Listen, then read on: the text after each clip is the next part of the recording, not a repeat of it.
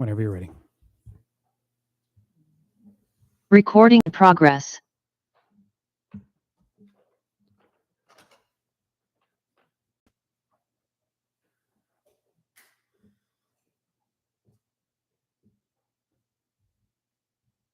Ready? You're good? All right, welcome to the Design Review Board meeting of October 24th, 2023, Design Review Board and Tree Board.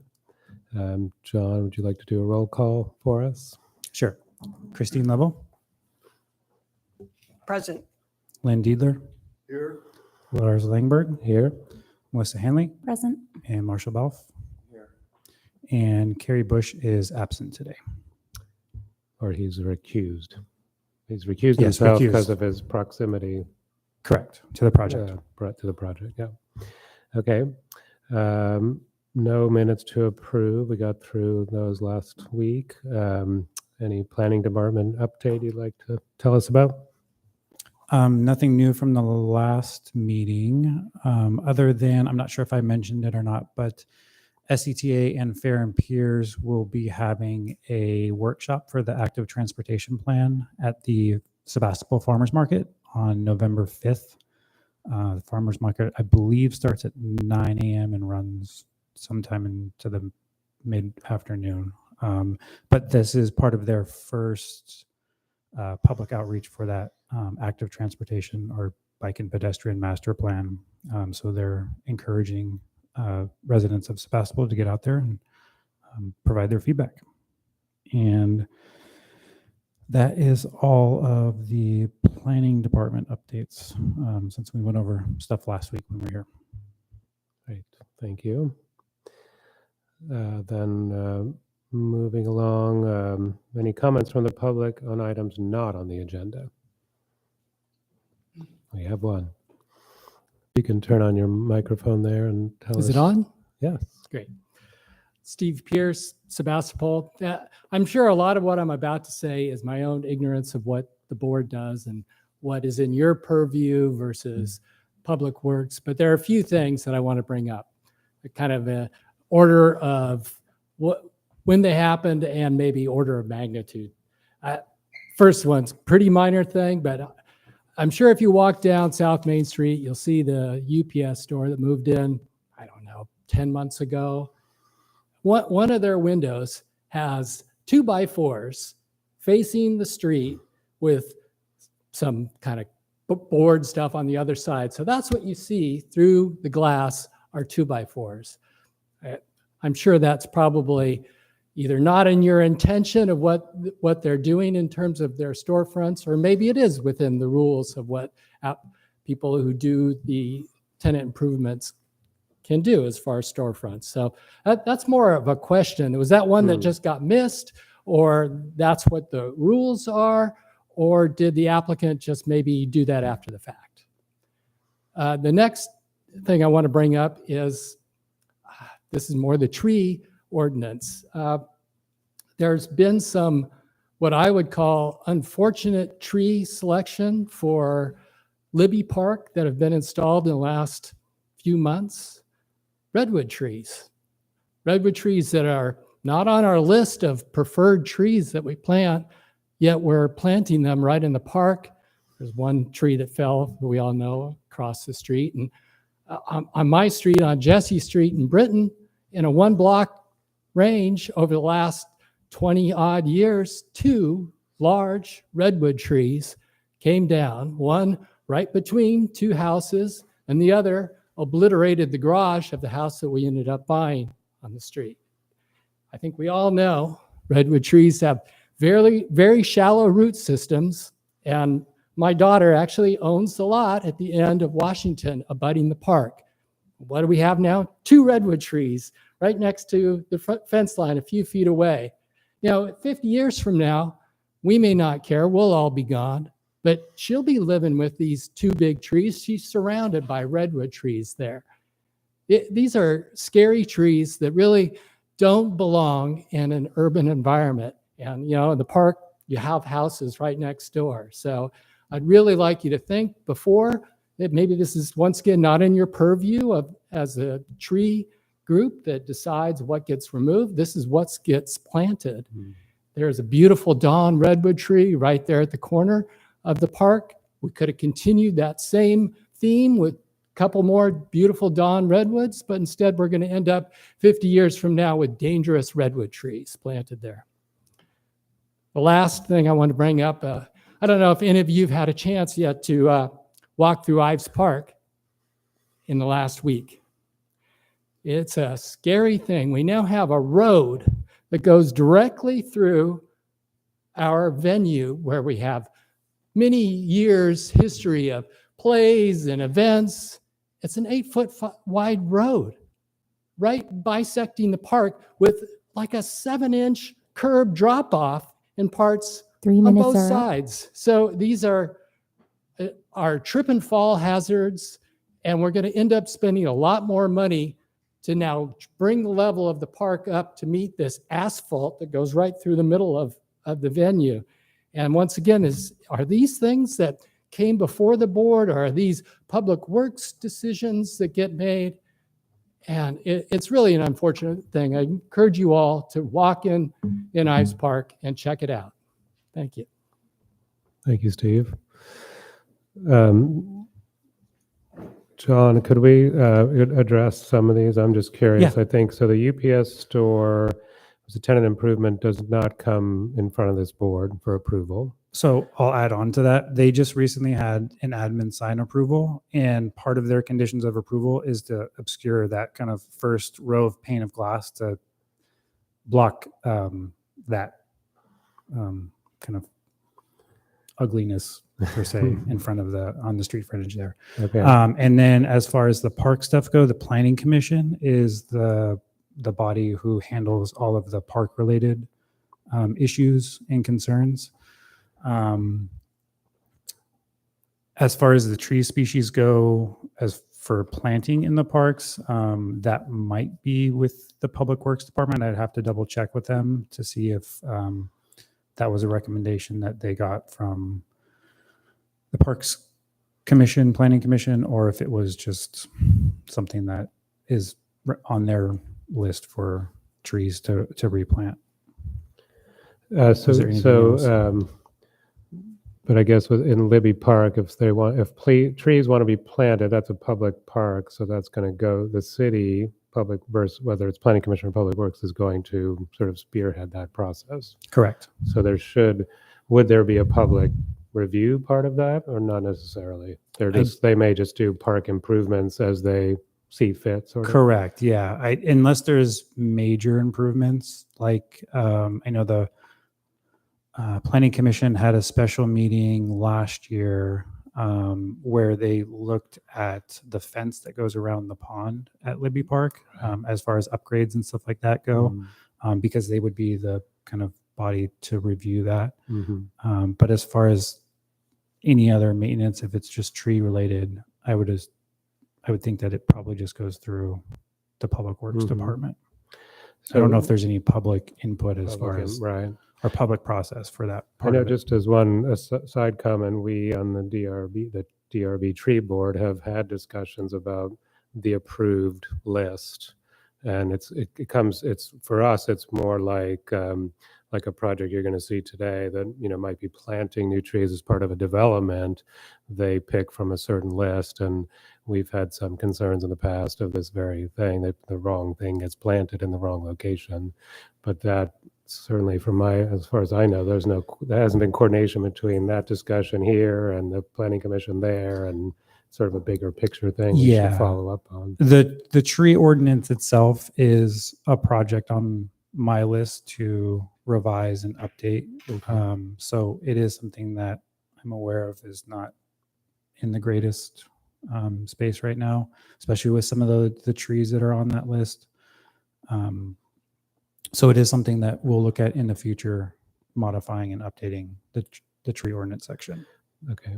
And then Ives Park, is the work there part of the master plan? I know there's ADA upgrades that have been approved at one point, and then the Calder Creek piece is moving ahead. But from my understanding, those upgrades that are there recently are part of the ADA upgrades to the park itself Mhm. to repair some of those walkways that were in worse condition. I do realize that, they are raised a lot higher off the ground. I'm not sure if that's in the future that they'll be bringing in some sort of bark or fill to make that less of a tripping issue. But I can double check with the planning director and then also Public Works superintendent. Steve, thanks for bringing those concerns to us. Appreciate it. I don't know if there's any other questions or comments on that on the board. It's sort of a bigger, interesting issue we've talked about in the past, as I was saying, but Christine? I just have a question, a general question for staff. Is now the right time? Oh, is it related to these comments that just came up? No. No, You have a general comment to staff just a general about, question for staff, yes, when the time is right. Okay. I just wanted to let you Well- know I have that. I think now is probably, as I look at the agenda, this is as good a time as any, I would say. You have 3 minutes. Okay, so what exactly is the role of the alternate in this body, especially when we have a full seating of the board? If there is a member that's missing, to fill that position to make sure that we have a quorum, from my understanding. Right, but when we have a full board? I bring this question up because I was an alternate for a very long time, and I was not allowed to make a motion or vote when there was a full board. In fact, there was even a movement to not even allow me to speak at all. Fortunately, that got squashed by council, but I don't know. I'd have to reach out to Carrie on that one. And okay, provide well, I would suggest information on that possibly we had a procedural misstep that might be significant in our last meeting, or I was held to a different standard than everybody else when I was the board alternate. I think from my understanding, Christine, the way you described it is probably correct, that it's an alternate who, if we have a full board, is more of a, can voice their opinion but does not vote. But it's been an informal standard. I think the alternate at different times has been more or less active in how they participate. It feels like it's not a policy that's how we're holding to. Well, it would be interesting to know because that policy was held to me when I was the board alternate, Mhm. and I could not vote or make a motion. Right. So That was made quite plain to me. we should clarify that and uphold that, or else get rid of the term altogether or whatever. Right. Well, I think that It's this is a matter, confusing. I think this is a matter you might want to take seriously, given some other circumstances that are happening regarding, I just think it's really important right now to be procedurally correct about everything, Yes, that's correct. especially That's when you're right. touching anything that has to do with SB 35. I think just without qualification, we should be procedurally correct. So yeah, let's do that. Thank you. Let's see, any statements of conflicts of interest today? Before we move on to that, there are Yeah. some members of the public Oh, on Zoom. right, So okay, if sorry. anybody on the Zoom call would like to have a public comment on items not on the agenda, you could please raise your hand or get a hold of us.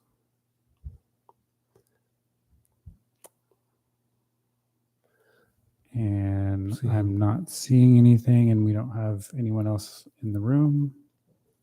Thank you, So we'll John. close that. Okay. Any statements of conflicts of interest on the board today? Seeing none, we'll go ahead and move to our regular agenda item. 6809 Sebastopol Avenue for the Benedetti Car Wash. Could we get a report from you, John? Yeah. So this is the design review, sign permit, and tree removal application for the Sebastopol Express Wash or Benedetti Car Wash subdivision. This project also required approval of a minor subdivision variance for the floor area ratio, use permit for the car wash in its zoning district, and a mitigated negative declaration. All of those approvals were granted by the City Council at their March 2nd, 2021 meeting. As I mentioned, the car wash includes a new 2-story building where the ground floor will be 1,440 square feet, and the upstairs will include mechanical storage and other equipment. The project also includes new landscaping, signage, tree removal, and the potential for sound wall mitigation as noted in the mitigation measures of the MND that was part of this project. The applicant has provided a preliminary design of the sound wall, as it's not known as to what size will be required when the car wash equipment is installed and sound tests are done. With that, I also want to note in the recommendations that staff is asking for some design feedback for the sound wall, because there's kind of 3 different levels that depending on the sound that emanates from the exit of the car wash on how tall that wall would be. So staff wanted to make sure that the DRB knew of that wall before it needed to be constructed. So you didn't drive by it one day and saw a 10-foot sound wall coming out of there. And there are also 10 trees that are being proposed for removal, as well as a new monument sign. With that, I will conclude my staff report. And the project applicant is here should the board have any questions. And I have asked Becky Duckles to be here at the meeting. I believe she should be on her way. So if there's any tree related questions, might hold off until she gets here. Okay, great, thank you. Any questions for staff just on the report and what John has just told us? No, over here? No? Okay, so typically I would think we'd have the applicant give a little presentation. Patrick, are you prepared to do that or not necessarily, or we just get to ask you questions if we have questions?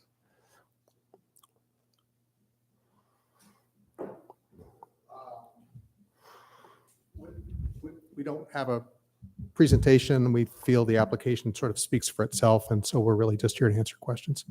Okay, thank you. Any questions for our applicant from the board? Yes. Christine? I'm noticing here these dark dashed lines that indicate property lines. On the And streetscape? like I'm looking at this. Yes. Yeah, and so we've got these, it seems to be shared with another property. Can you speak to that at all? The project itself, I mean, the parking's kind of, looks like it's partially on one property, partially on the other. The project is, currently it's one parcel, and the proposal is to subdivide it into 3 parcels. Okay, So each parcel has its own building and its own business and its own conditional use permit, which are all in place with planning. So what you're seeing there are the lines for what has been submitted as the final map for engineering review. so currently the parcel's one parcel, but it's under a proposal to become 3 parcels, if I Correct. understand correctly? Correct. And there will be part of the final map is the shared use agreement and maintenance agreement. So the 3 lots will be independent legal parcels and function largely as a seamless single parcel from a functional standpoint. Okay, and these businesses are all a single ownership? The current businesses? Or Yes. and with the proposed new business? Single ownership. Yeah, okay. So what is the reason for subdividing and creating those 3 parcels? A number of reasons, construction financing, insurance reasons, and during the council's discussion, because they were the body that approved the conditional use permit and all the approvals, in fact, the ability to bifurcate or trifurcate the conditional use permit. So each individual business has its own individual use permit, which simplifies things, where if in 30 years there are different owners for the different businesses and there was one use permit, it was just messy. So it was easier to do it that way. Okay. So what this means, I'm sorry to kind of nitpick on this, but So right now we're considering this as sort of one parcel. So like this tree number 2, because that appears to not be on the parcel that we're considering for this building. Then we can just consider it all one parcel. And Those trees at the south end of the lot are actually the property of the city. There is a city parcel that would be I think it's planned as a future street at some point, perhaps. And so those trees are actually, they intersect, the property line intersects. right, through them. that's 8, 9, and 8, 10. 9, and 10. And then number 2, I guess, would be on the parcel that will eventually be the tire center parcel. I'm not sure. I don't have it in front of me. I'm not sure which tree number 2 is. There's 1 and 2 at the, if you coming not to sure where drive 1 is into the exactly. car wash on your left. Near Barnes and Abbott. Correct. There's Yeah. There's 2 redwood trees as you turn in that Mhm. driveway, basically. I guess where I'm going with this is, and this may be nitpicking, we've got 3 parcels, but not really. But if we do have 3 parcels, then we're proposing to remove trees that are not on the parcel that's with the business in question. It's But still one technically, we parcel. still have 1 parcel. Okay, that's where I was going. It's with still that. 1 parcel. Right, okay. Mhm. So these lines are in a way sort of suggestions for the future, these dividing lines. These- For the near future. I the mean, they're near under future, but not right consideration now. right now. Right. Yeah. And just since while we're talking about the trees, and we did get a few public comments emailed to us about the trees. So just to clarify, there's the 10 being removed, and how many are being proposed to replace? I was trying to find that in the report, and it was a little confusing. Do you know that? Or I believe there are 14 crepe myrtles, which are the new city standard for the street trees. And along Sebastopol Avenue, the plan is to re-landscape what is now the entire single parcel, and include the new standardized street trees in that direction, which will help unify the downtown in a way that other parcels along there are not able to do due to 0 lot lines and just the lack of street trees. Okay. So similarly to removal, replacement is not just the car wash site, it's the whole It's parcel. the entire, Yeah. yeah. Okay. All right. Lynn, any questions for the applicant? Yes, Hey, Marshall, just a second. Marshall, hang on a second. Lynn? yes, I have a number of questions. I want to say, hello, Patrick. Hello, Glenn. No.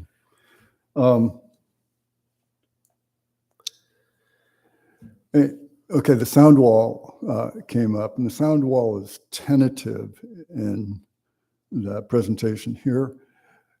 Aren't there very similar types of car washes that you can go out and check the sound that coming off them and get a pretty definitive idea of exactly what you need?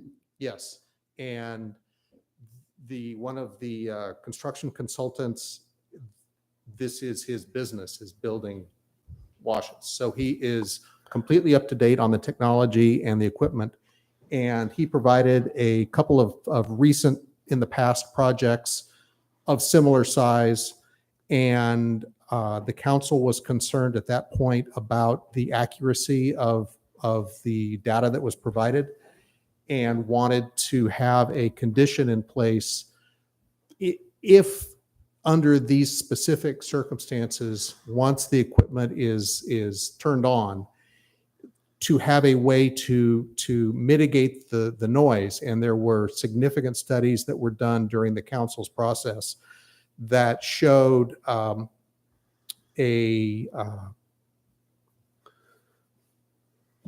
idea of a wall that would likely work without engineering, without being able to take on-site measurements of the equipment and the actual noise on the actual site with the ambient sounds.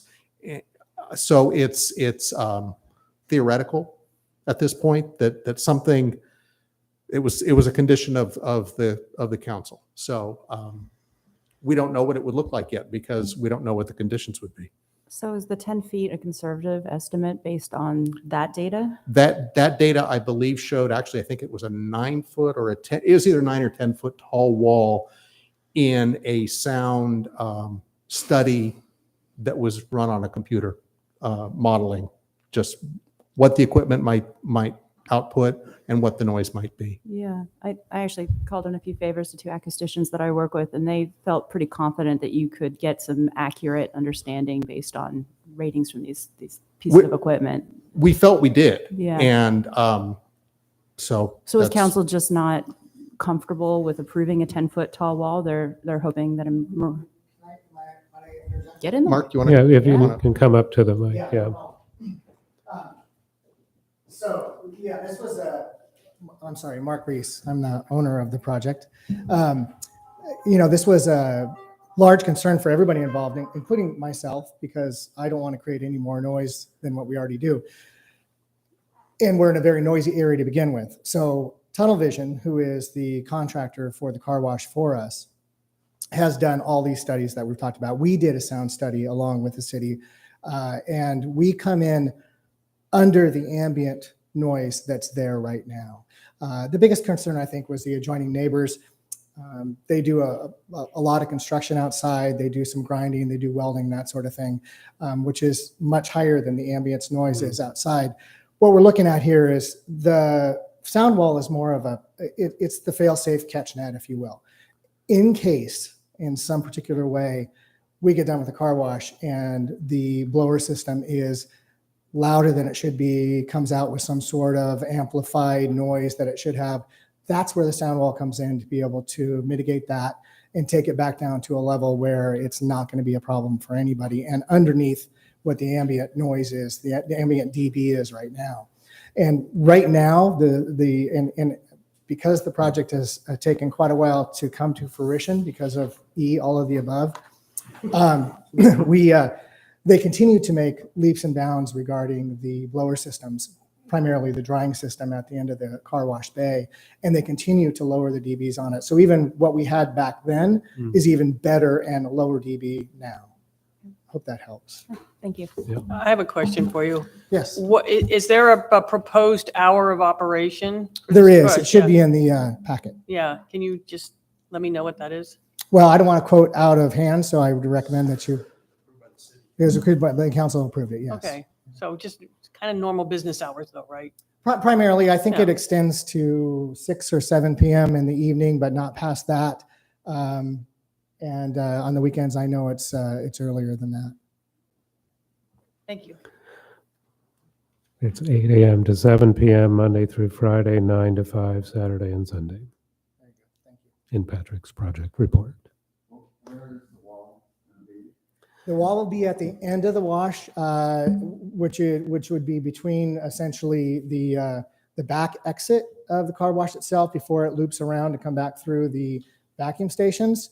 It'll be on that one, if we need it, it will be on that one corner and actually kind of make almost like a 90-degree turn there to be able to make a barrier between our building and the adjacent building, as well as the front side of the, towards the express loop. Sure. Can you turn on your mic, Marshall? Turn on your mic or speak to the mic.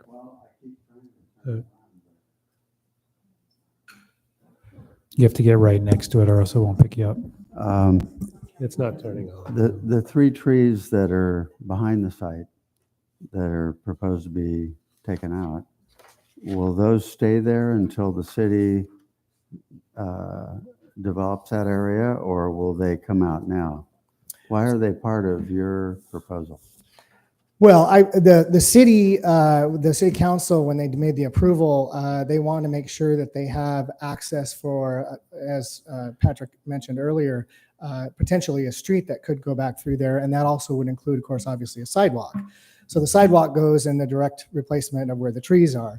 So whether or not the trees have to be removed, which they probably will be at one point or another, just because the construction that's going to be adjacent to it, it's going to damage those trees, the roots to the trees. Oh, I see. Your construction will damage them regardless. Potentially. Okay, all right. I was just curious. And one I- final thing on those trees is that they actually, if you go out and take a look at them on site, they've grown through the fence. Yeah. They've absorbed into the fence. So and the fence is in very poor condition. Okay, So part and parcel. okay. All right, okay, thank you. So Lynn, you had some other questions or? Yeah, but I'd like a follow through on the construction is going to damage the roots and they'll probably need to come out anyway, I believe were your words. Can you elaborate on what work will kill them or injure them so badly they must come down? In that location, that is where the driveway for the access to the wash is proposed. And it runs along that south line of the property. And I don't remember what the measurement is from the trees to the property line and then to the driveway, but the utilities are coming all from that direction as well. And so there will be trenching and road base and road construction and curbs and then new landscaping that goes in on what will become that 5-foot easement for a future sidewalk.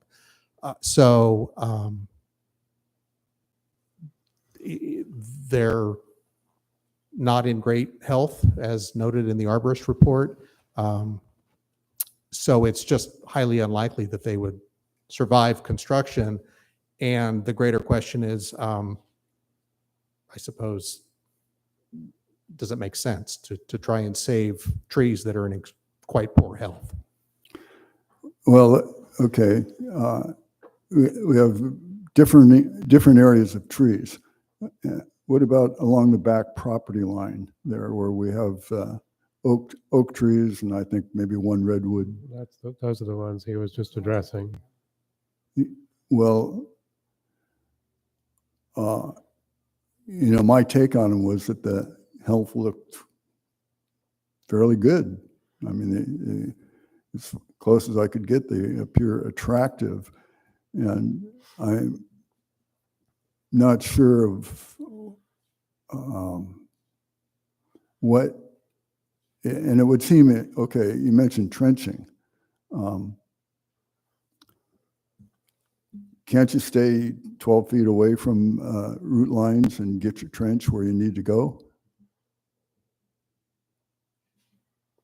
Have you worked with a lot of, maybe let me ask you a larger question. Have you made a real effort to try to save those trees? And have you come up with a lot of different layouts and decided from the many layouts that you worked with that just couldn't be done? With the plans that we have in front of you now, we've gone through quite a few different configurations as to what works best for everything involved, including trees, the landscape, et cetera, along with what the council wants to see at the end of it, because they're also looking for a barrier between the backside of that particular building and the proposed lot behind it also. So there's quite a few things that came involved with the design of that particular plan. The arborist report kind of gives a big telltale that the trees are not in great condition as they are. We're not even sure that they would survive the fence coming down because they have become one with the fence already. All right, thanks for that. Any other?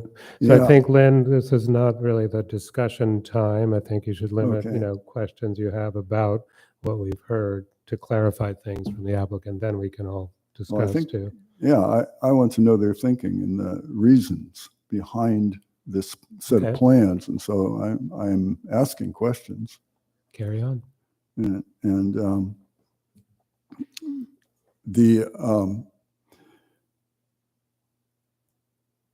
one of the concerns I have is that, this site is hugely paved, is the great majority of it is paved, and seems to be minimal landscaping, and it would seem that there must be a way, given the size of the property there, that you can get more landscaping on it. And That's why I ask about how many tries did you put into this to try to, one, save the trees, and two, increase the amount of landscaping that is possible there.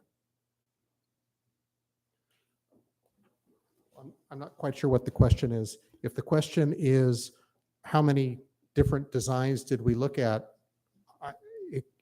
I mean, every slight iteration becomes its own design, so probably thousands of different iterations. Grand schemes, we probably had a couple, and something that made sense, that was logical, that worked.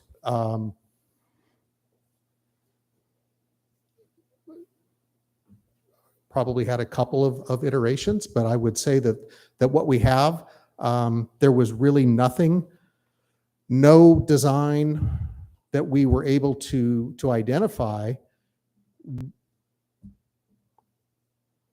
had the potential of protecting or saving existing trees that are, as a member of the public noted earlier, quite poor urban tree choices. And so if any design was going to be constructed to save a couple of trees, of these trees, it would be only a matter of time before those redwood trees started to create a problem for any proposed development.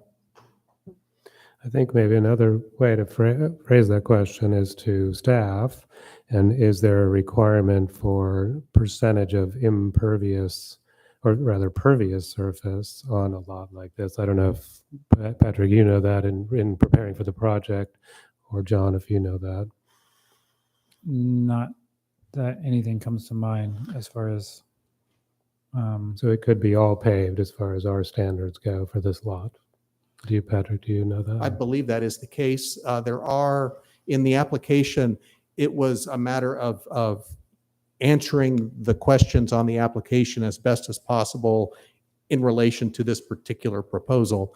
And I believe that there are percentages or square footages of landscaped areas, building areas, hardscaped areas. I don't remember exactly, but Yeah, I it's don't been recall. quite a while. I don't recall, but I don't know if anyone else on the board knows that, or no. Melissa's looking it up right now. But I think that's a good concern for sure. Yeah. Thanks, Lynn. You can come back to me. Yeah. I have more. Okay. Go ahead. Marshall, do you have questions for the applicant?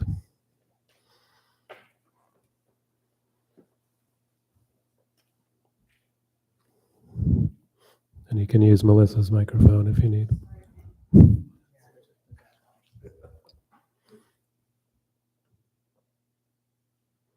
Marshall, do you have some questions right now for the applicant, or? No, I don't. Okay, thanks. Melissa? I did have a couple quick questions. The landscape plan is a little bit low res on my set, and so I Yeah. can't see the size of the replacement trees that are being proposed. Can you speak to some of the maturity of the trees that will be being planted in lieu? I will need to turn to our landscape designer who was on Zoom. Galen, I see her up there. are you able to answer that?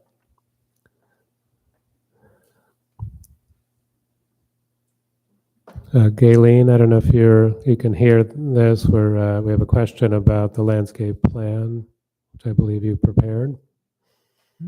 No, Galen. Galen Brown, Garden of Ease. Yeah, sorry, we There just she had- is. Eric, can you hear me okay? Yes, we can hear you now. Oh, okay. Sorry about that. I was having trouble unmuting for some reason.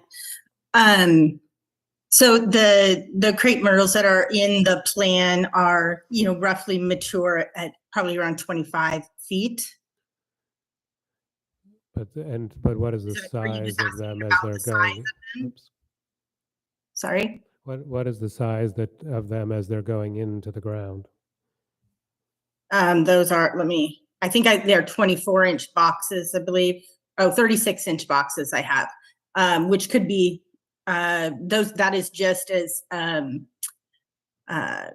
fully mature tree as a 36-inch box. 24-inch boxes are also pretty common. but I have 36-inch boxes listed in the plan. Okay.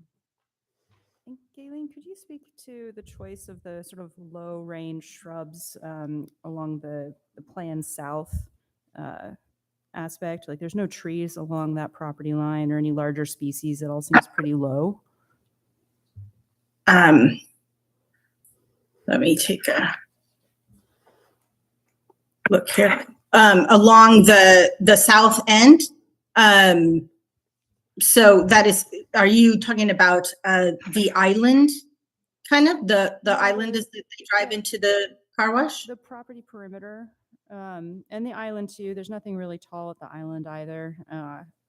But really on that perimeter, I mean, it backs up into a wetland and an area of open area that's noted on our zoning. So just curious what you're doing to blend into that area. Well, some of those are vines along the fence, and then the others. Let me just Yeah, I mean, it look looks at like you've got jasmine and again, I can't really see what this says. It's a Carolina jasmine, has a yellow flower, and then the others are oleanders, and those are white oleanders, and those are just you know a shrub just to kind of create a block, a flowering block. Did you explore doing any taller specimens? I mean, we have received some feedback from the public that they're looking to see more large species trees here. If I could, Get in there, Kayleen, so the council's condition for the 5-foot easement for a sidewalk, there was concern that if larger landscape species were planted along there, that it would be a potential problem down the road to have large specimens that were planted in an area that then needed to be graded and create a sidewalk. So that was part of the council's discussion as well. Thank you. I have a question about the proposed trees. So it's nice to talk about these 24-inch boxes and these 36-inch boxes, but the condition of the tree in the box at the time of planting is going to be crucial as to whether or not that tree is going to perform well or not. So, for example, if you have a root-bound tree and it's going to root out and then start circling inside the box, and if you have reached that condition, I can guarantee you're not going to have a successful tree. And I wonder with these urban trees, if this isn't kind of a fool's errand anyway. I mean, in one of these letters, we have these comments about the trees on Main Street, and they never grow. They always look terrible and scraggly. They were And just I recently wonder- planted though too. Okay, yes, may I finish? Sure.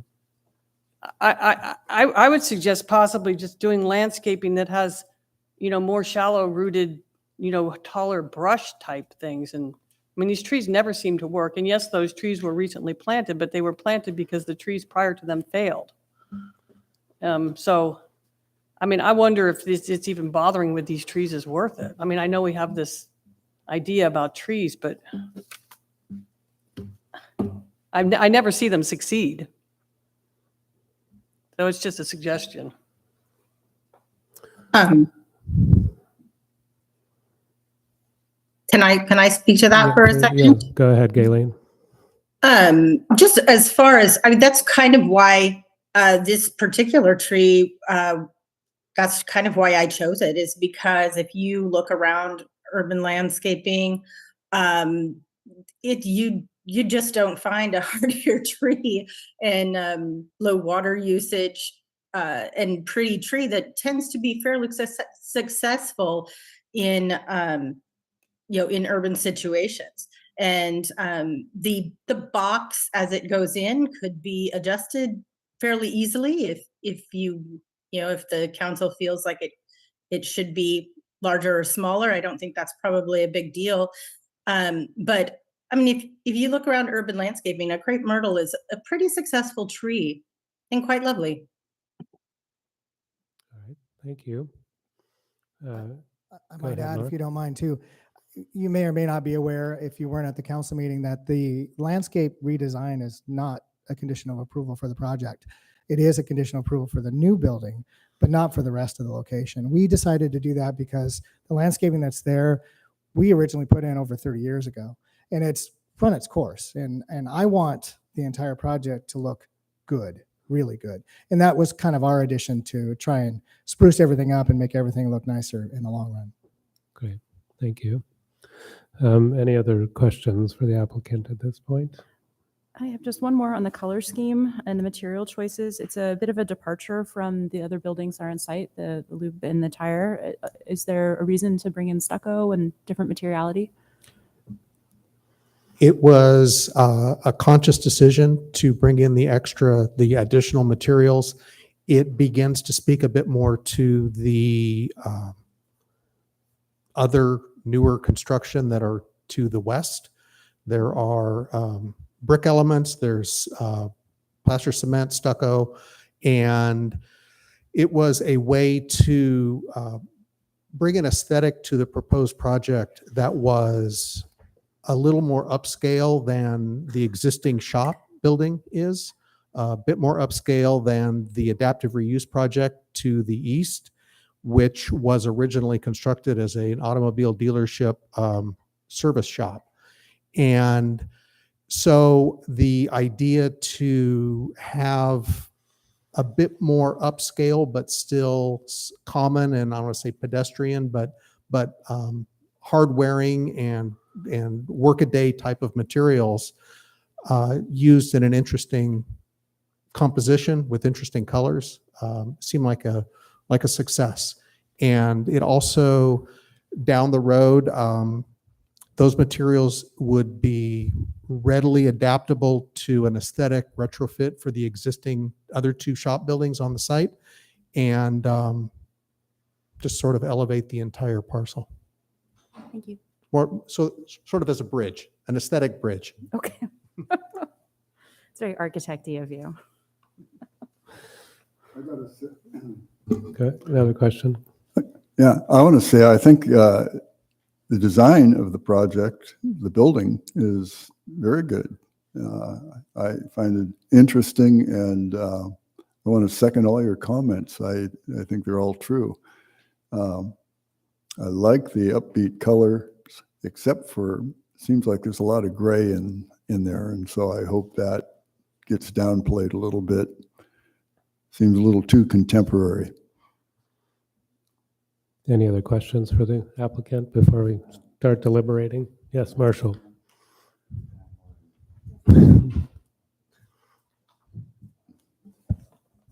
This is either a stupid question or not. Never a stupid question. The sections. I know these aren't working drawings, but are you suggesting perhaps concrete structure involved here? ICF. Okay, I am So concrete. I'm familiar with it. Yeah. Okay, well that's good. I like that. I've done some of that. Maybe 5. I like that. Thank you.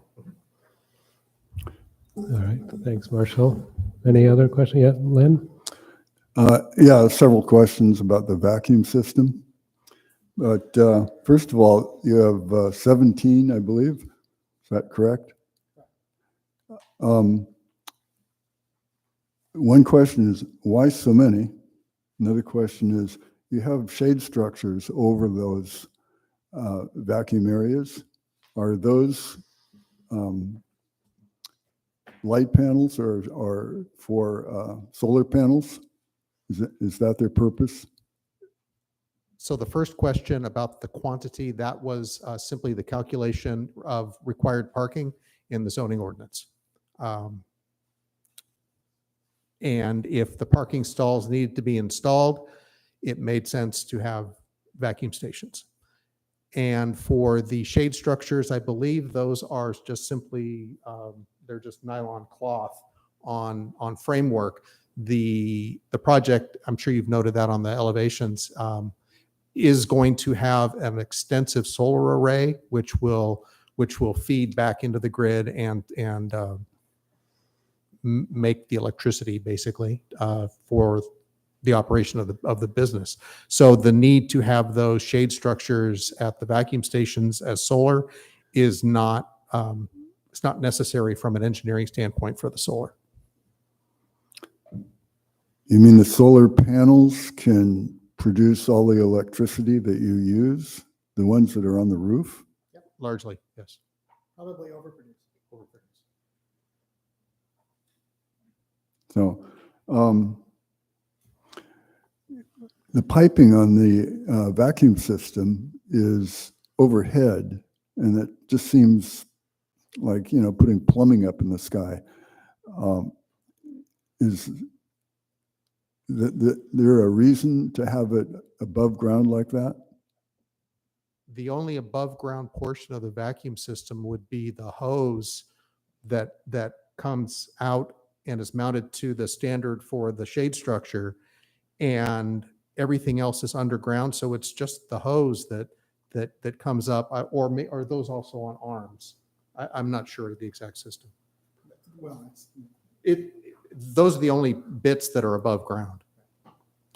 Okay, I swear one of the pictures showed something coming out of the vacuum system itself and running parallel to the ground and into one large manifold. Yeah. we have a contractor on Zoom, Ed and Brayton from television. Oh, and they've got their hand raised.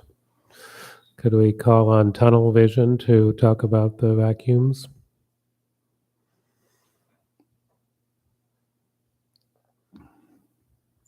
Tunnel producers upstairs. Hello, I'm Brayton Chavez with Tunnel Vision. How are you guys doing today? Good, thanks for joining us. We had a question about the vacuum vacuum stations and that system. I don't know if Yes, you- so go the ahead. document that I believe he's referring to is an industry standard document provided by our manufacturer. And it is the industry standard to put those plenums overhead, those pipings. And that's sort of where we differ from the industry standard. We take the extra effort to actually bury those plenums underground. So all of that is outside of view, I suppose. So the cut sheet then shown on sheet A401 is not accurate?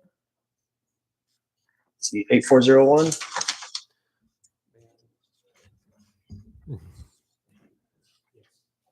It's inaccurate. That is not the equipment that is proposed.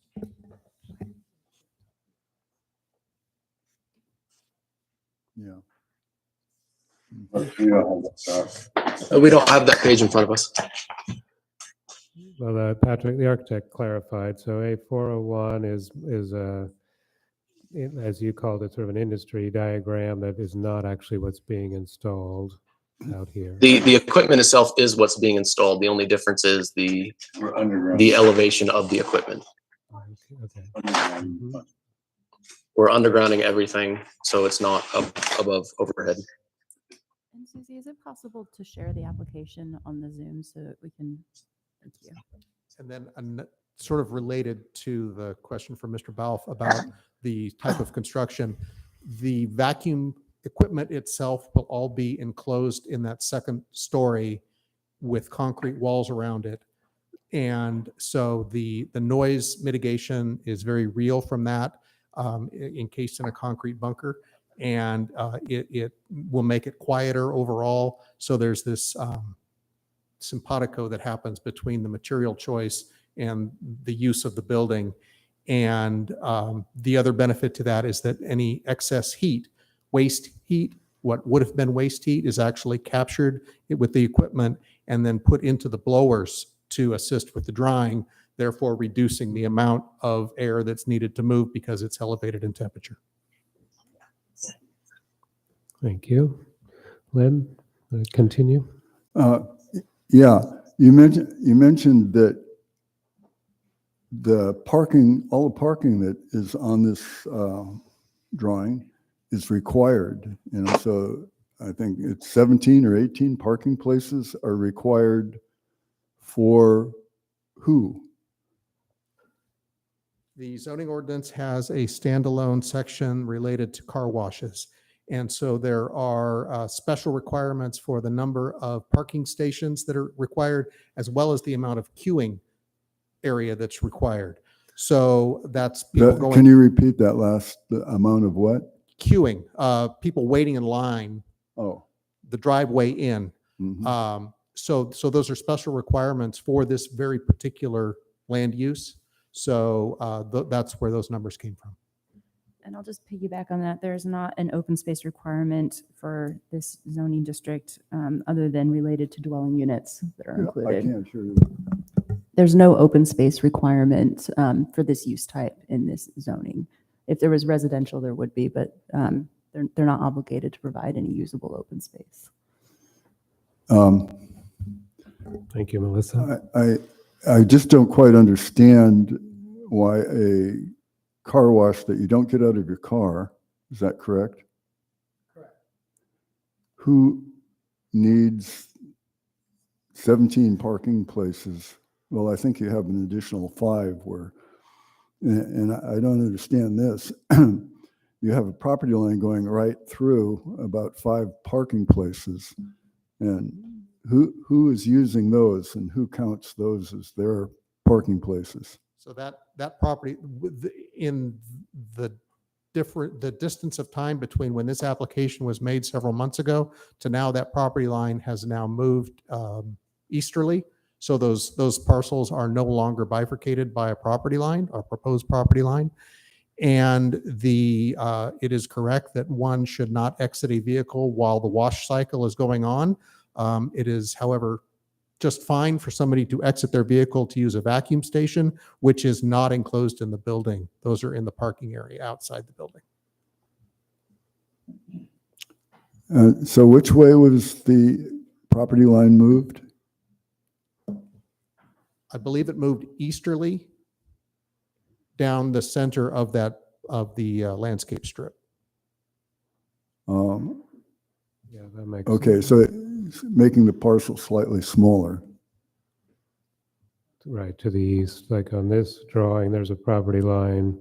Yeah. Doing that, it's just going to go. It's on the screen that. right now. Yeah, just a little down. It looks. I would guess. Oh, It's a little hard to see, but you can see the property lines. so moved. drawing C 2.0 is actually a better illustration of where the property lines are. Or no, actually, I guess that has it. It's just on C 2.0 you have the building and the parking also shown. I don't know if you can put that one up instead. It's just the next. Oh no, it's in the civil series after the landscape plan.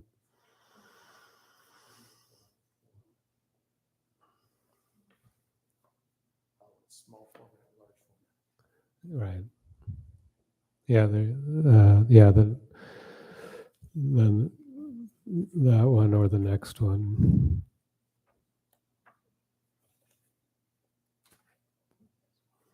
Mm-hmm.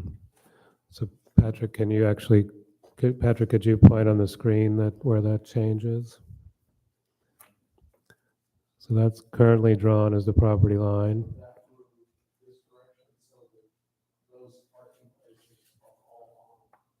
Right. Right. Okay. Could I ask you? Sure. Go ahead. Sorry. Go ahead, Marshall.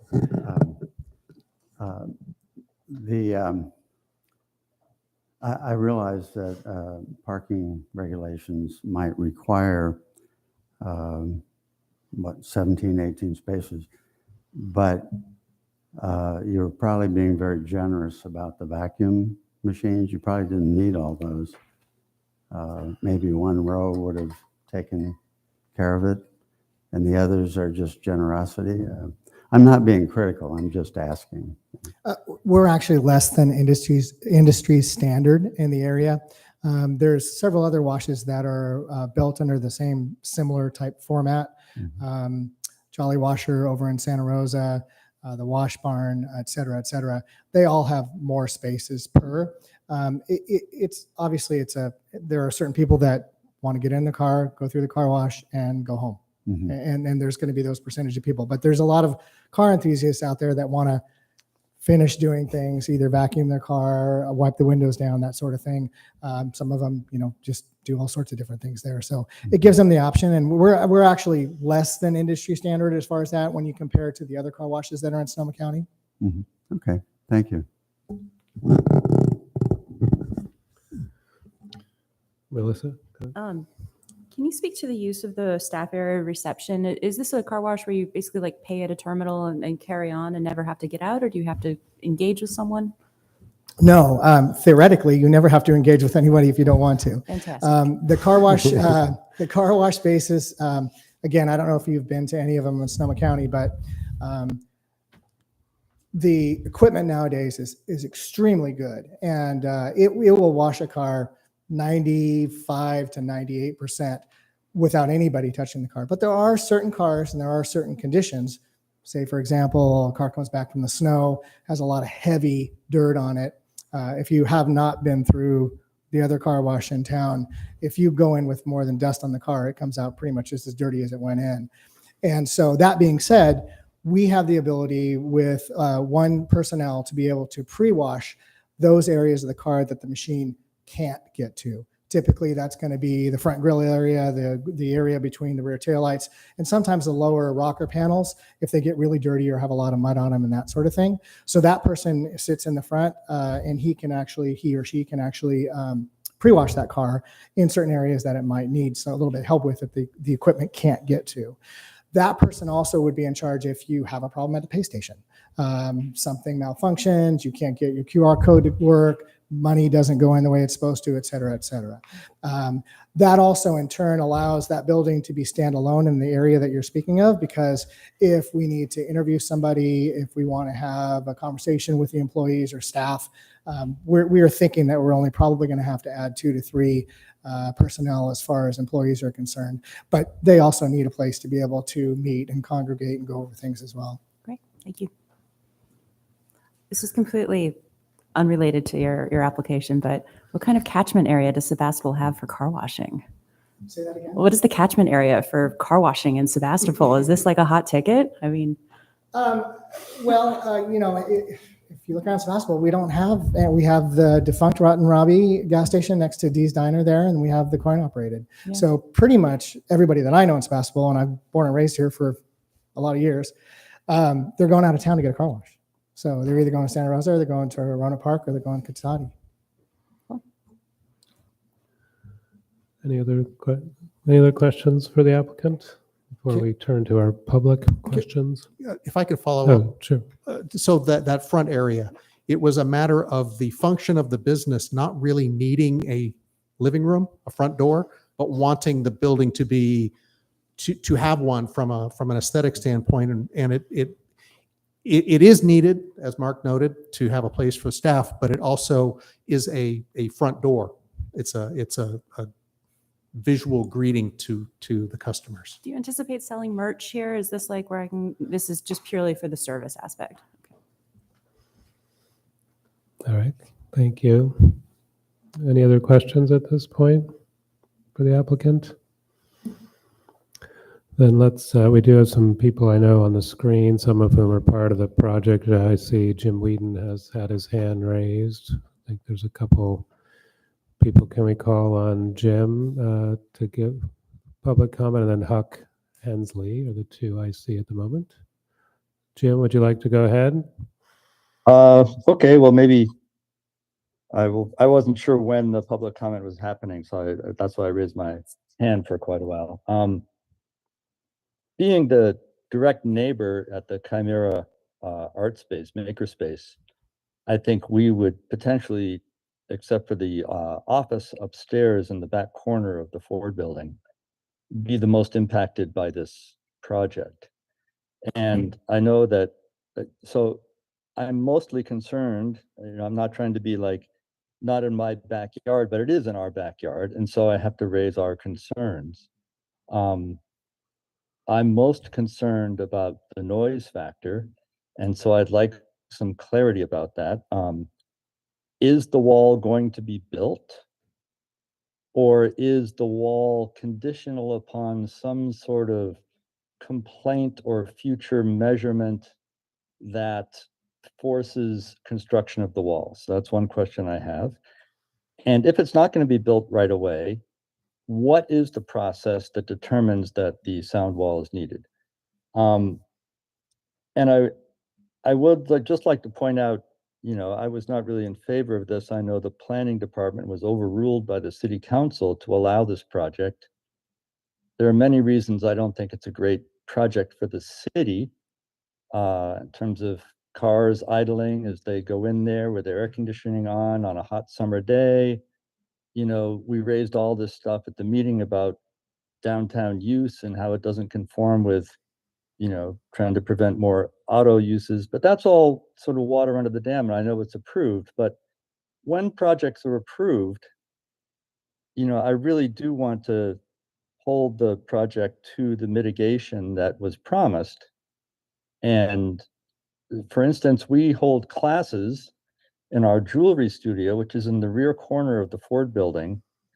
And we don't have air conditioning. And even though we aren't allowed egress from that roll-up door, we open it up a little bit to get airflow through there because there's 6 people in there. And so there's going to be noise and potential vapors or exhaust, whatever is going to come through there.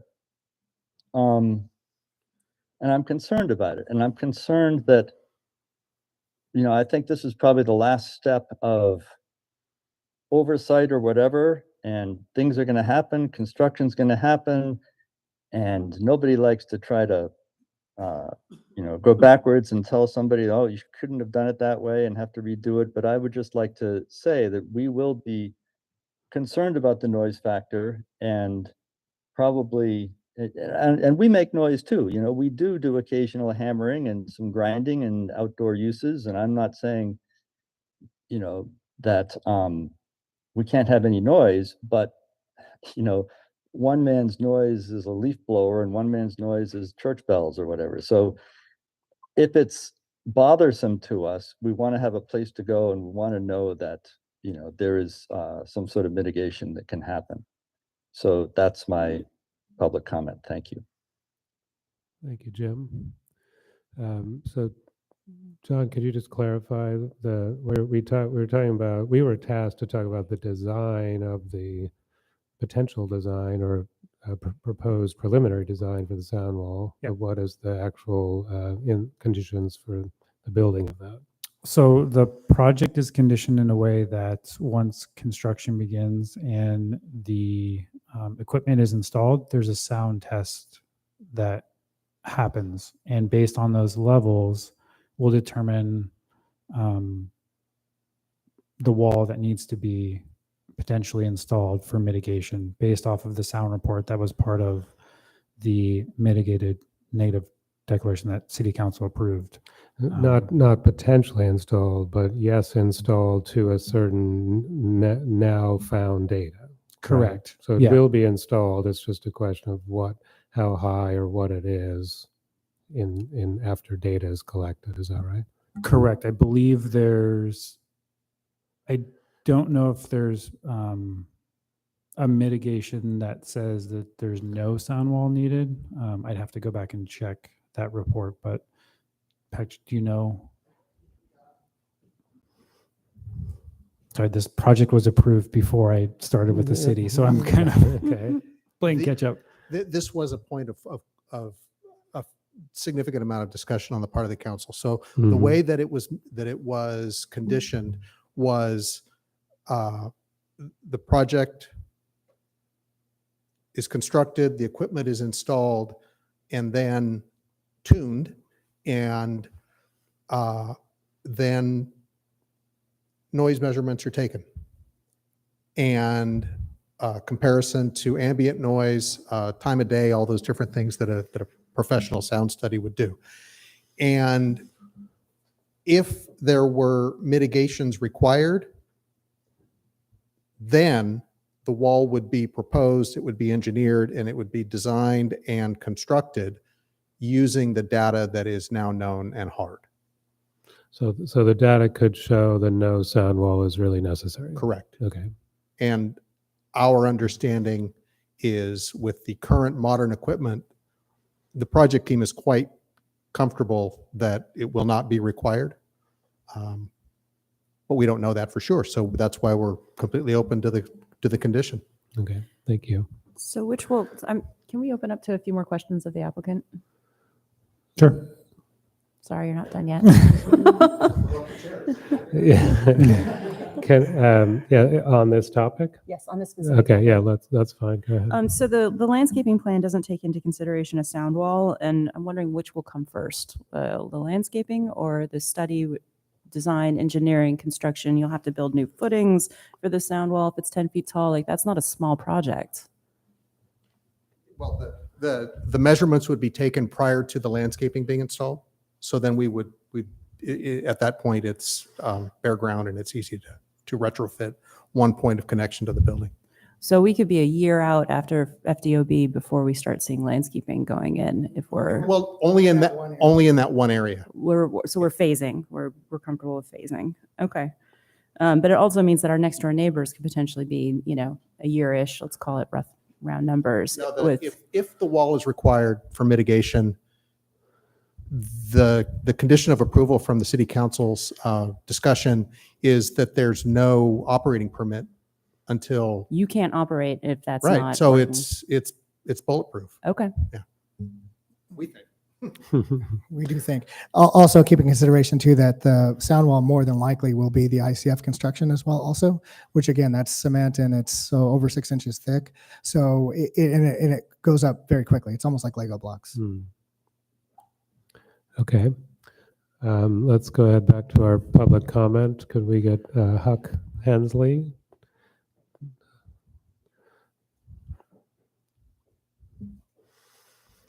Huck, you can go ahead. Oh, good afternoon. I second everything Jim Wheaton had to say. I'm the owner of the building next door, the Ford building, and it was my greatest hope that the makerspace would take that entire building. They wound up with about a third of it, which is what they can afford to lease with their membership.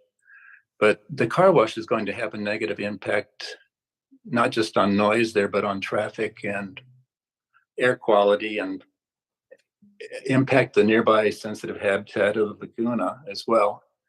I wonder what kind of remediation all of these impacts will be. I don't hear much coming in the way of answers. All I see is a lot of negative impact on the surroundings. Also, you got to keep in mind this project is not generating any sales tax because of a quirk in the law. And they're asking to cut down trees for this. I'm kind of ashamed of it. And I think a lot of Sebastopolians would be if they knew about it.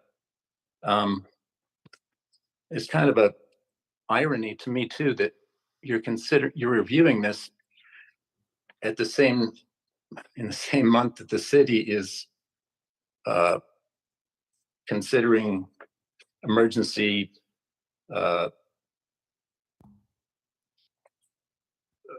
contingency plans for an extended drought. Surely this would be one of the first businesses to be closed if those contingency plans came into place. I'd be happy to show you how to wash your car with 2 quarts of water and a couple of rags and a chamois. You could get to meet your neighbors, go out and get some exercise. You don't have to drive anywhere. You don't have to wait in line. You don't have to pay for it. It's kind of fun.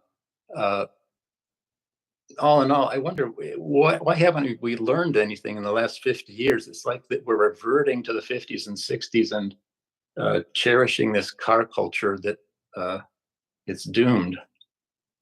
It's like Find Paradise put up a parking lot and an industrial scale 2-story automated car wash with 17 vacuum stations and room for 14 cars to idle in line. Sometimes those of us who are here by choice and have chosen to live here care more about it than those who are here just by chance of birth. Once again, I don't see any reason to cut down anything to accommodate this. Thank you. All right, thank you, Huck. I don't know if there's other public, I know 3 people have already spoken to are part of the project team. There's another one there. I'm not sure if there's any other public comment on Zoom.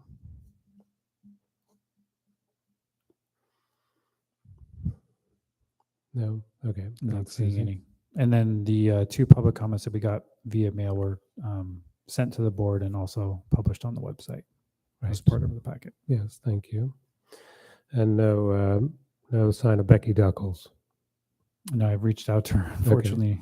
That's okay. I know she was here last week. Right, by mistake. That's right. Thank you. Okay, well, let's take it back to the board then and deliberate. Marshall, would you like to start us off? Lars, Oh. could I interject one thing real quick? Sure. So we have, we're the tree board and the design review board. And it seems like the tree portion would predicate any decision on the design review.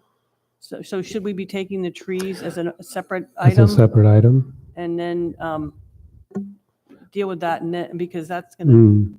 be a depending factor on the. Yeah, that's on a the good decision. question. And it's 2 separate boards.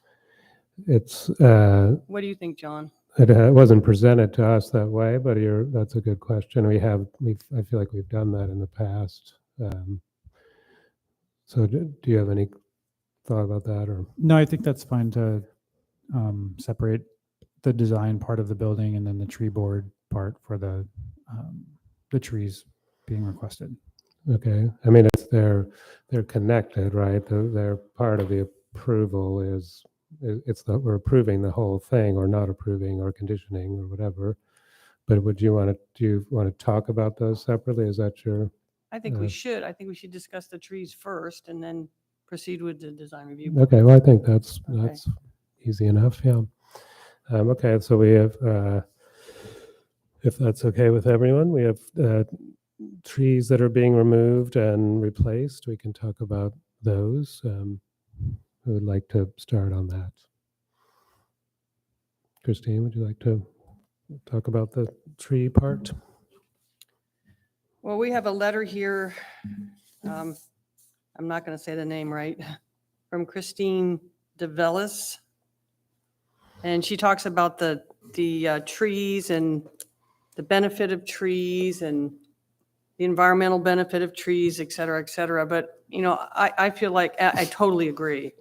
I think trees are wonderful. I think that they do carbon capture, although I'm not an adherent to the religion of climate change. I do think that they have carbon capture. But in this circumstance, I think I would call what we have on this site more like weeds. I mean, the redwood trees they're just a hazard in this type of an environment. So I don't think there's any question about removal of all of the redwood trees for this project. I like the 2 trees on the property line, the 2 little oaks. I was over making use of the oil change on Saturday, and I went over there and saw Mr. Squirrel come down and bury his acorn. And it was a nice experience, but nonetheless, those trees are in poor condition. They're intertwined in the fence. If you understand construction of driveways, you got to over excavate at least a foot. And there's no way they're going to survive. So although I love trees, I think they're a great asset to everything. I think that there's reason to remove every one of these trees to have this project go forward. All right, thank you. Len, go ahead. Turn your mic back on.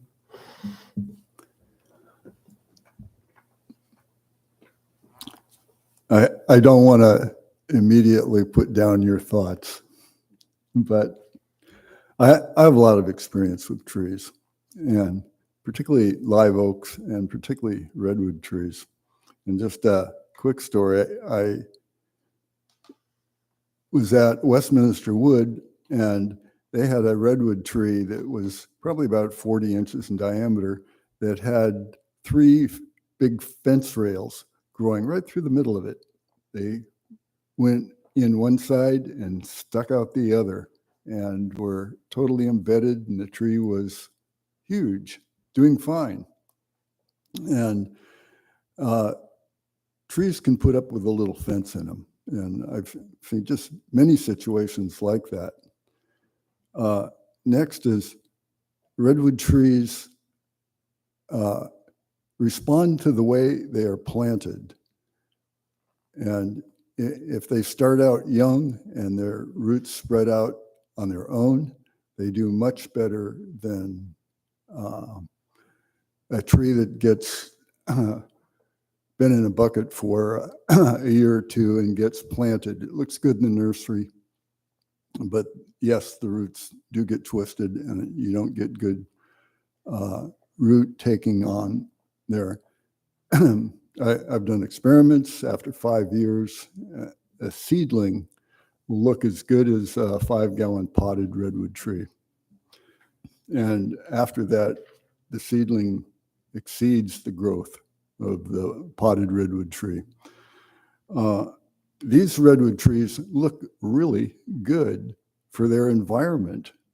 You know, they're basically surrounded by pavement, and that's not a great place to be growing. And if you want to see a tree turn healthy, a redwood tree just takes water and it'll green up and grow well. I think given the huge amount of pavement in this area, you need, and the location of this area, it's backed up to a open space area, very well treed area.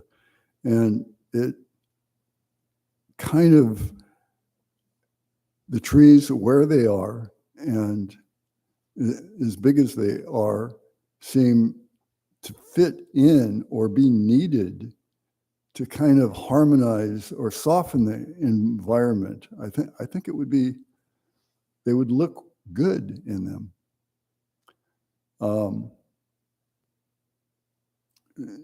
And those are my thoughts on the redwood trees. And I would really like to see them, well, two things. I'd really like to see them all saved, or as close as you can come. And I'd really like to talk to Becky Tuckles about this because I do value her input on this. I did not get her report on this, so I'm sorry to miss it. Anyway, oaks. You know, if you cut half the roots away on an oak tree, just cut half the top away and it'll be off and running again.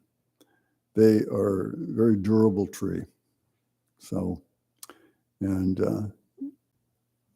you know, you see live oaks growing in the harshest of conditions around here.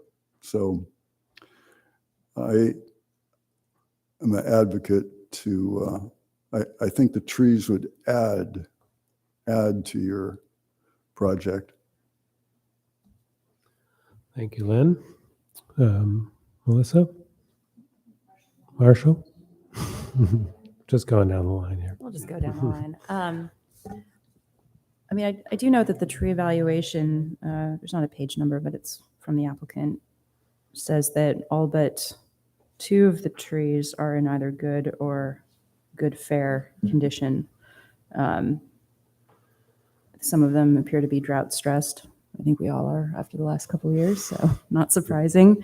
But really, they seem to be healthy otherwise based on this evaluation. I'm in the camp, though, with Christine, that for the project to proceed, I think we have to be pragmatic about it. And I'm really a fan of the comprehensive approach you're taking to the landscape plan. I think it's really nicely done. It feels really unique and varied, and there's a lot of stuff going on there, and I think it's going to be really nice. So I think that's a great way to counter the loss of these trees. Marshall, no comments on the trees? Okay.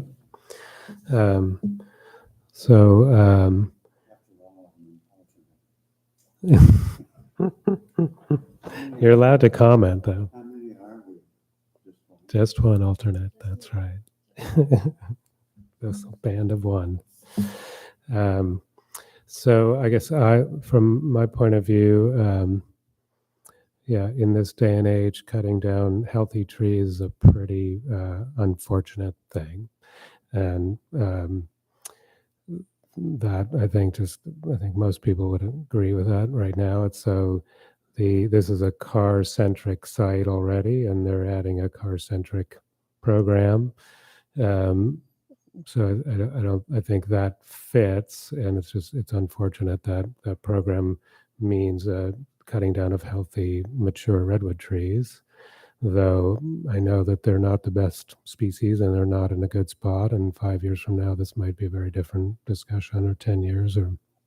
So I think I would agree with a couple of my board members that for the project, it makes sense to take them down, and the oak trees are, as to where they're sort of more likely, potentially more likely that they could be saved because they're at the edge of the property, edge of the project. But if unless the layout changed, that doesn't seem like they would survive.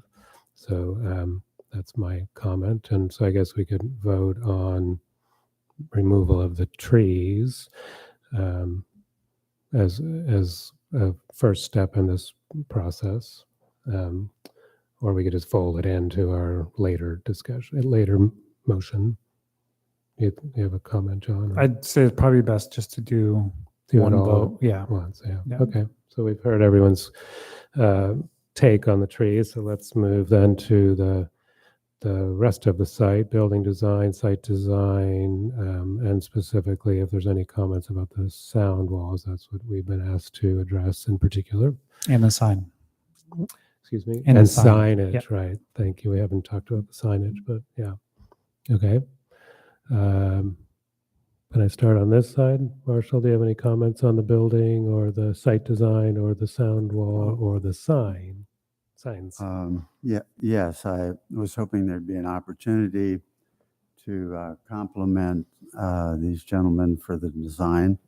I thought it was quite good and very compatible with the site and location and surrounding buildings. And I just wanted to throw that out there that I really liked the design for the use and the location and the surrounding buildings. I always try to look at context, and I didn't really have to this time, but you guys did a great job.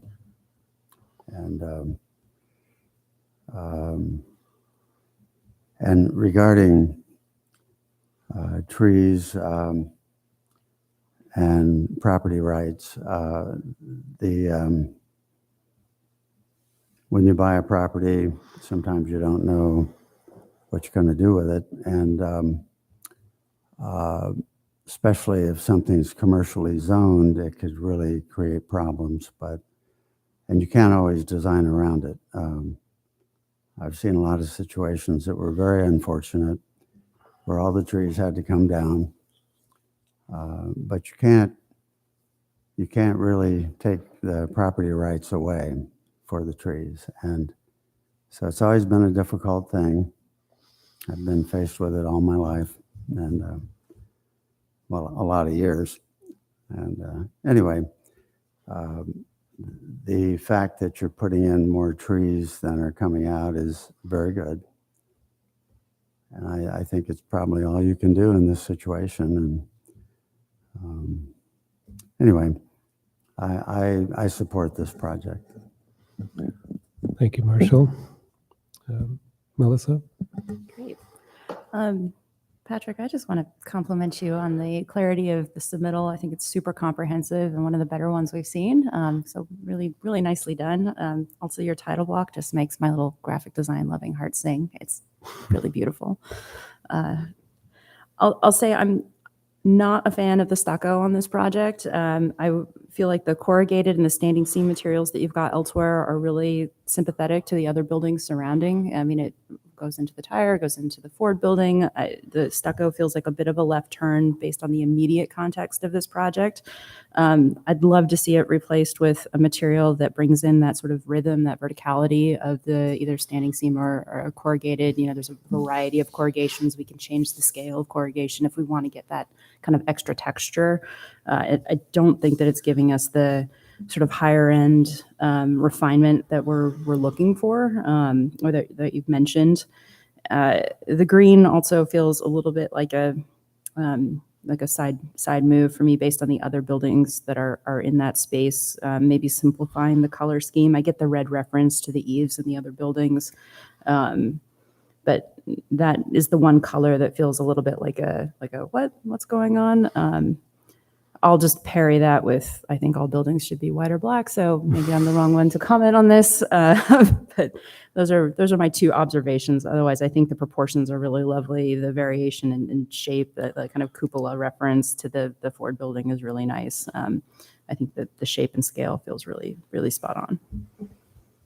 All right, thank you. Lynn? Are we talking about the whole project? We are.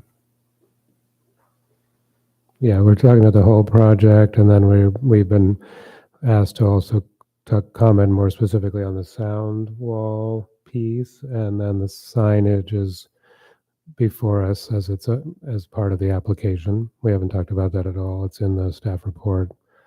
That meets it's within the standards. So. But yeah, any comments on the building design, site design, sound wall, signage, etc.? I think the sound walls have been discussed, and sounds like they're going to be adequately taken care of.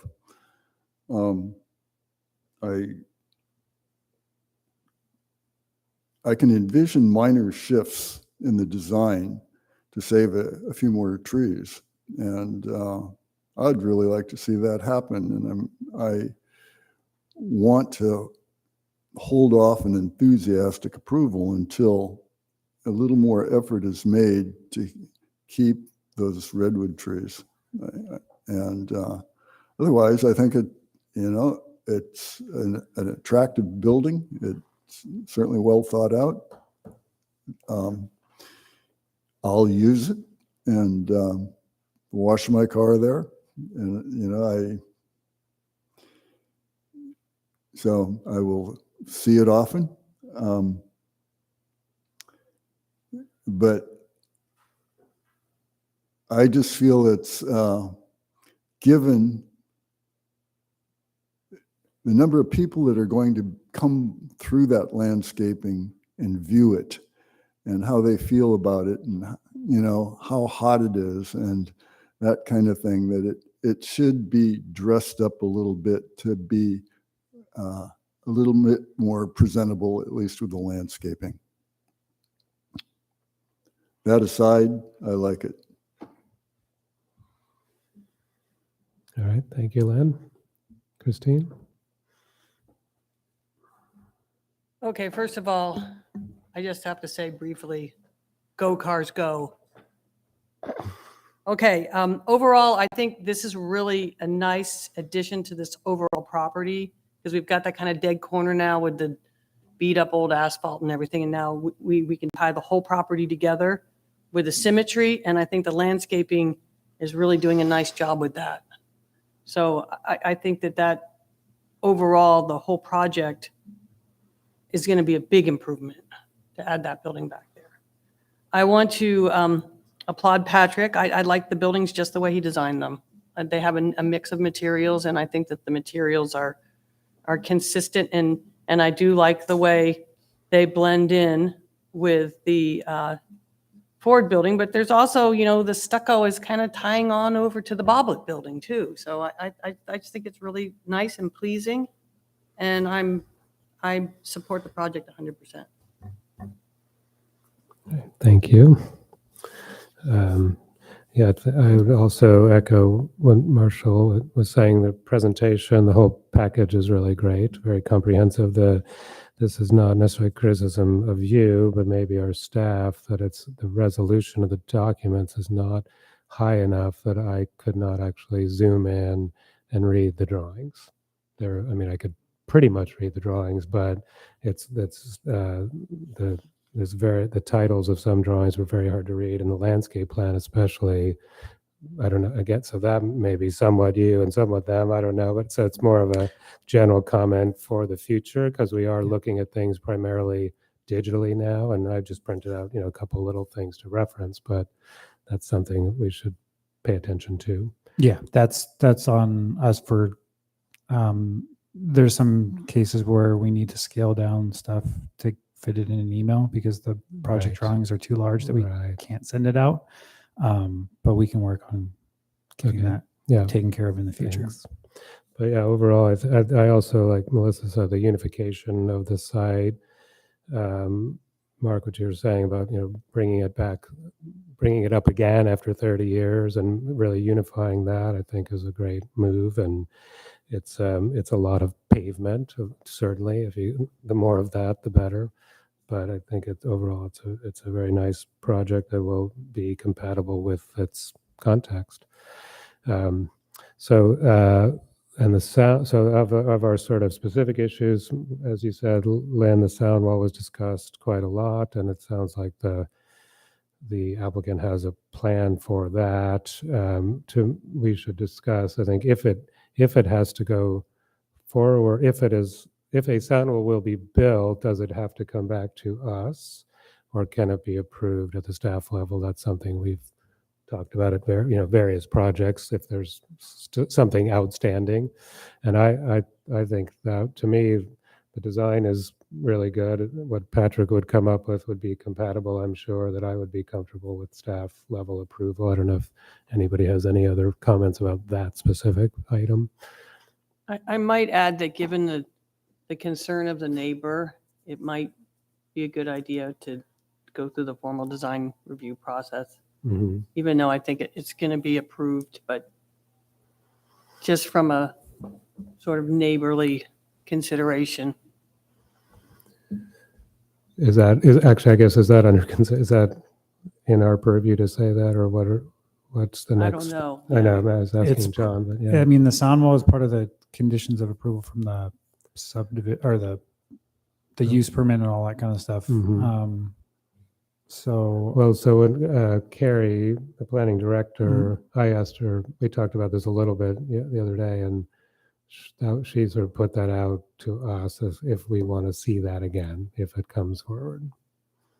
It's not that it wouldn't just be a design that sort of just goes ahead, but it could come back to the board.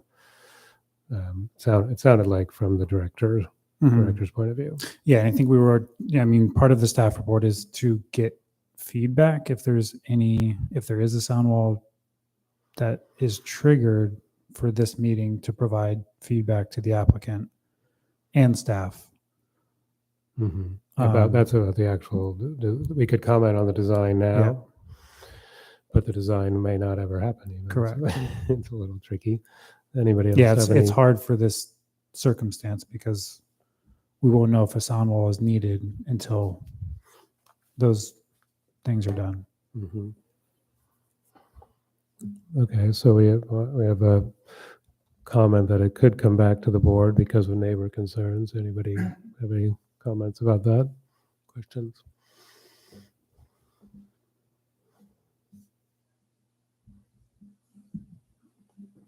Nope. Okay, well, we gotta figure out how to roll that into a motion. And signage we haven't talked about. Does anybody want to address the signage proposed?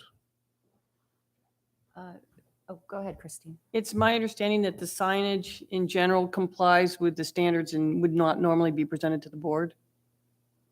Correct. It's just part of the overall package. So we're not needing to approve it separately. We can comment on it if we want. Correct. Okay, so then nobody did, so I guess we don't really need to talk about that.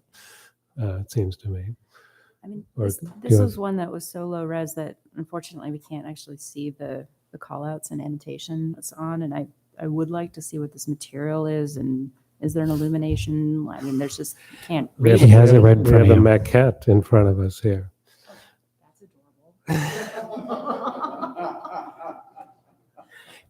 Is this like a Spinal Tap thing? Like it'll actually only be built that tall?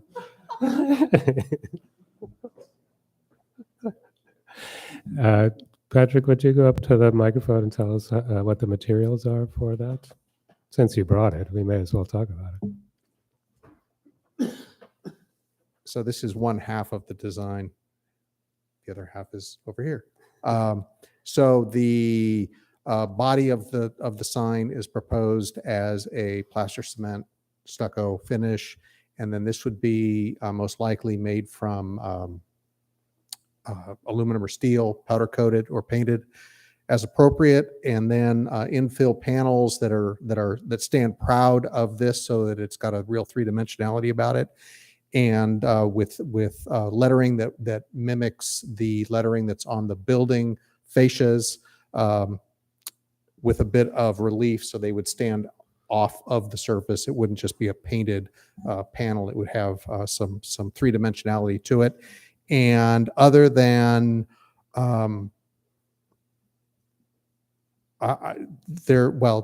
it's not proposed to be illuminated. I don't believe that was nothing that seemed needed.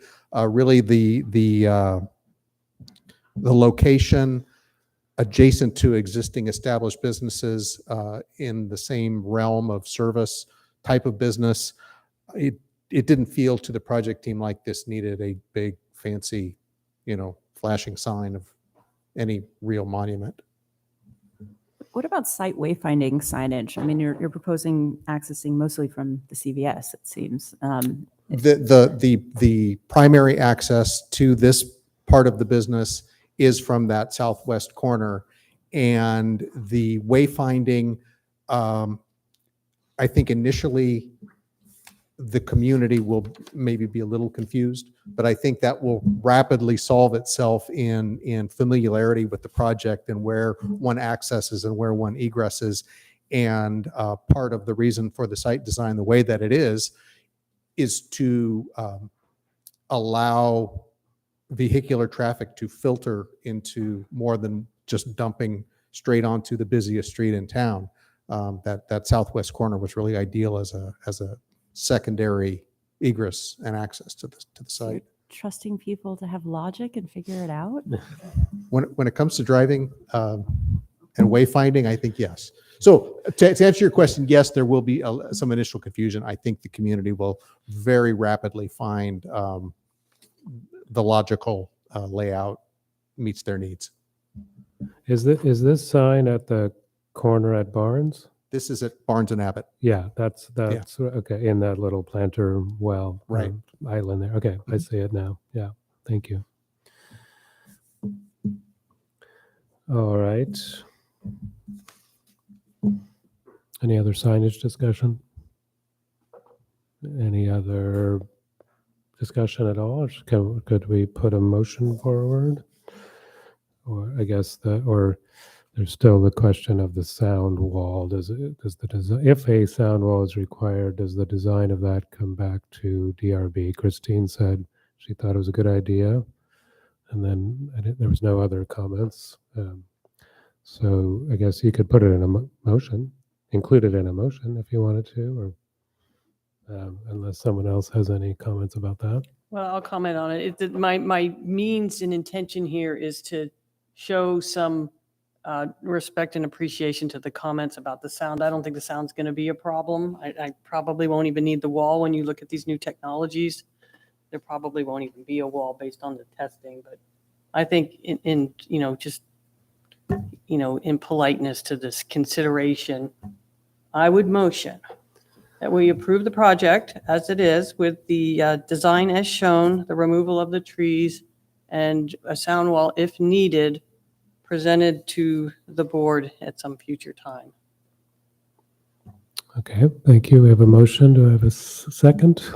Can I ask a question? Yes. Would we be willing to have a special meeting so as to not hold up the project further to review the sound wall?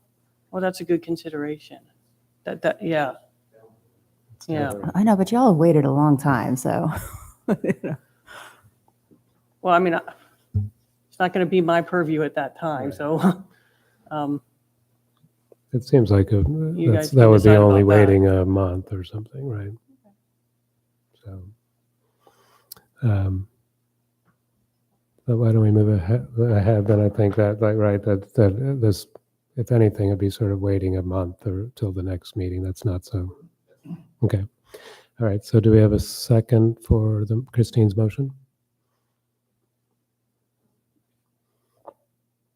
You can use a microphone. Okay. Any further discussion? All right. Then can we call a vote, John? Yep. Christine Lovell, I, Lynn Dealer, Nay. Lars Langberg, Aye. and Melissa Hanley, Aye. and Marshall Ball. Aye. All right, so that motion passes with 4 ayes, 1 nay, and 1 abstention. So that motion passes. There is a 7-day appeal period. So a week from today after 5 p.m. If there's no appeals, then that approval will be final. Great. Thank you, applicants. Thank you very much for your work. So I think that concludes our meeting for today. Thanks, everyone. Recording stopped.